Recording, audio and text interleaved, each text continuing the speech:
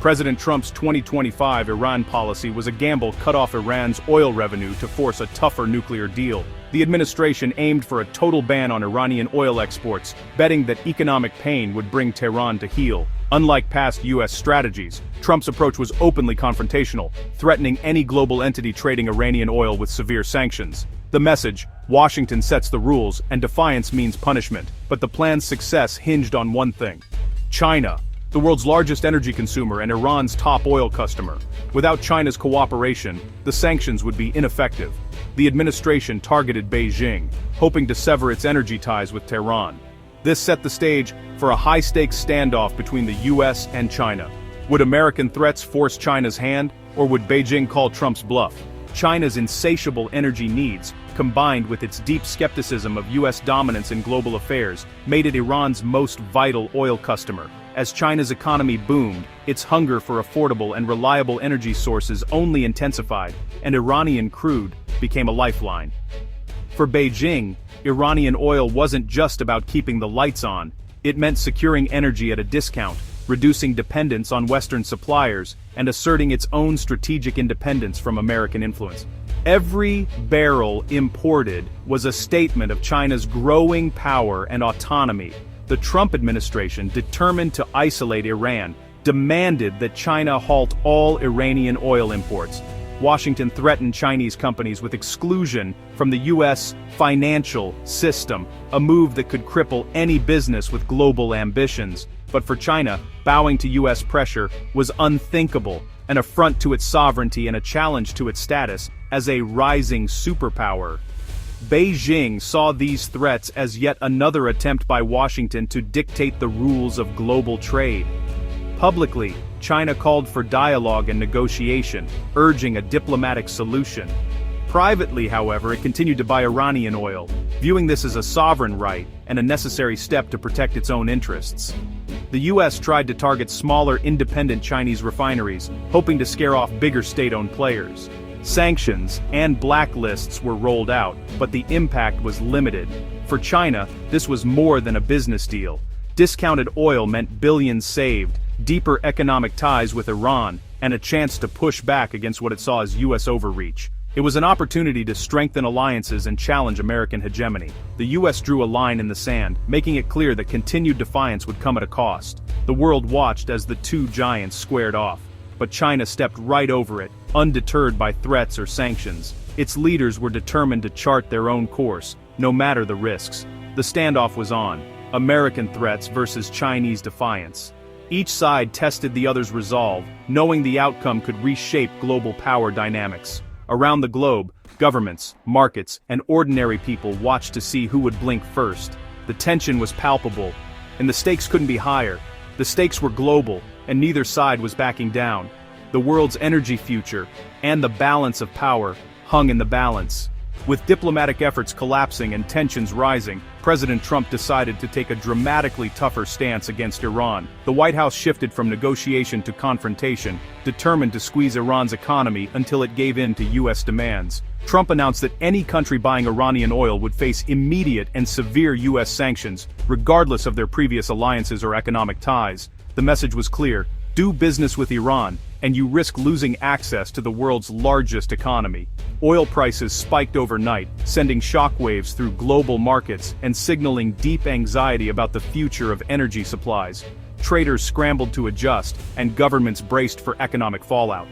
The U.S. blacklisted not just Iranian companies, but also buyers, shippers, insurers, and banks connected to Iranian oil.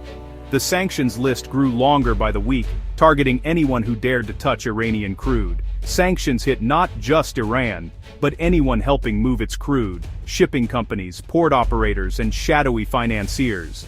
Even those operating in the shadows found themselves under scrutiny, as the U.S. sought to choke off every possible route for Iranian oil.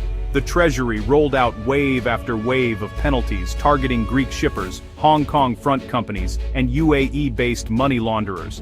No region was off limits, and no loophole was too small to escape notice.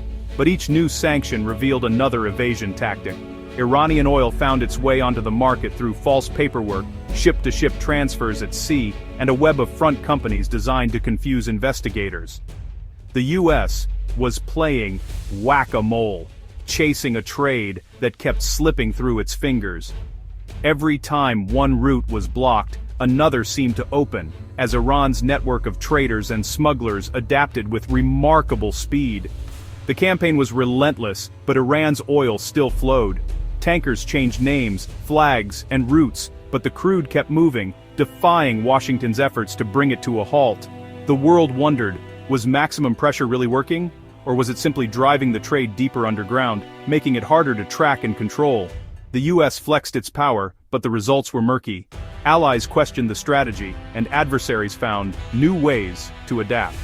The oil ban was proving far harder to enforce than anyone in Washington had imagined, leaving officials frustrated and the world watching for what would happen next. China didn't stop buying Iranian oil. It just got creative. A shadow fleet of tankers, transponders off, moved oil in secret. Iranian crude was mixed, rebranded, and sold as Malaysian or Omani oil, with fake paperwork. Chinese teapot refineries snapped up the discounted crude, undeterred by US threats. The US hesitated to sanction China's state giants, fearing economic war. So, the main buyers stayed untouched, and over 1 million barrels a day kept flowing to China. Sanctions raised costs and risks, but didn't break Iran's lifeline. The oil kept moving, and Tehran stayed defiant. By June, Trump's strategy was faltering. Iran's oil still flowed to China, and Tehran wasn't budging. In a surprise pivot, Trump hinted at easing sanctions, even suggesting China could keep buying Iranian oil. The White House tried to clarify, but the message was clear. The US needed China's cooperation. Trump's envoy reframed it as an invitation: work with us, not against us. The real offer? Buy American oil instead of Iranian.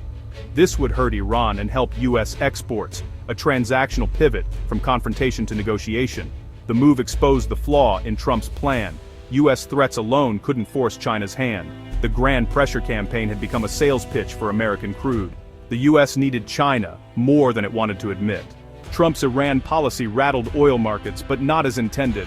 Prices spiked at first, but as China kept buying Iranian oil in secret, fears of a supply crisis faded. The shadow trade kept oil flowing, capping price hikes and undermining US leverage. Sanctions created volatility, but didn't cripple Iran's economy or force new negotiations. Experts pointed out the flaw. Without targeting China's state oil giants, the campaign was incomplete.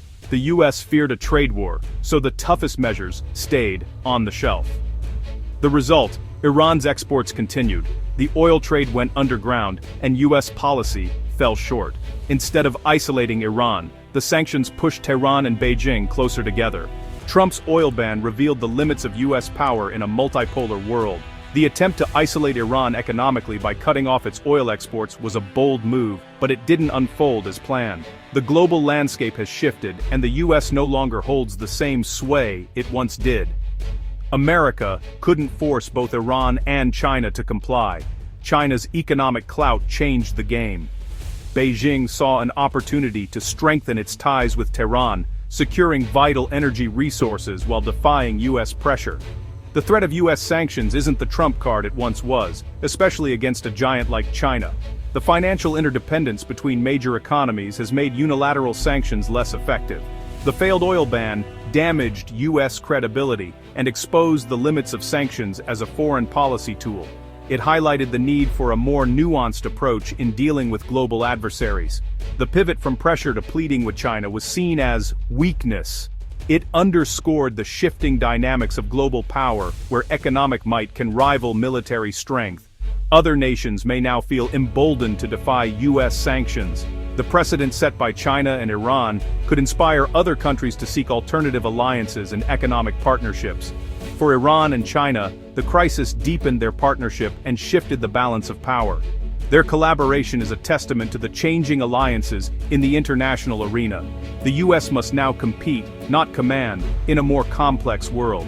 The era of unilateral decisions is over, and the future will require more strategic alliances and partnerships. Future diplomacy will require more negotiation, less coercion. The ability to build consensus and foster cooperation will be crucial in navigating the new global order. The era of unquestioned American economic dominance is fading, replaced by a world where power is shared, and every move is contested. The US must adapt to this reality to maintain its influence on the global stage.